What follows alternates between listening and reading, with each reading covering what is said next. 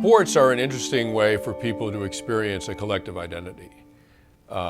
Sports teams in this country have their own sort of tribal impulses against each other, but then, drop a few bombs on Pearl Harbor, and then all of a sudden we're one country facing an enemy. And people just naturally cohere into groups. And when you create a group, just by necessity, you're also creating a whole bunch of people who aren't in your group. And that just mathematically that's just a mathematical truth.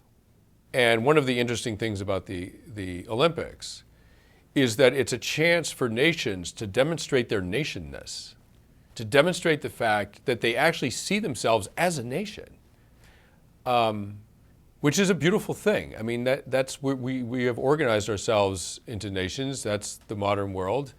And when you see that on display, it can be really moving. But it also, because hopefully we're sort of bigger than ourselves, it also allows nations to entertain some kind of communalism between each other that's sort of channeled through the nobility of competition. And at the end of the day, when you have different nations competing in the Olympics, one of the things they're all agreeing on is the incredible beauty and nobility of the human animal performing at its absolute peak. I'm reminded of a world-class long-distance runner that I'm friends with who competed in the mile in the 1960s and 70s. And he was at a international track meet in England. And he was lined up on the track with the best milers in the world, including the great Steve Ovett. And right before they started the race, Steve Ovett pumped his fist in the air. This amazing athlete, who I think had the world record for a while in the mile.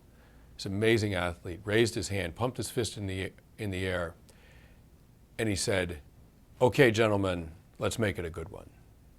And what he was saying there, he was going to try as hard as he could to win that race.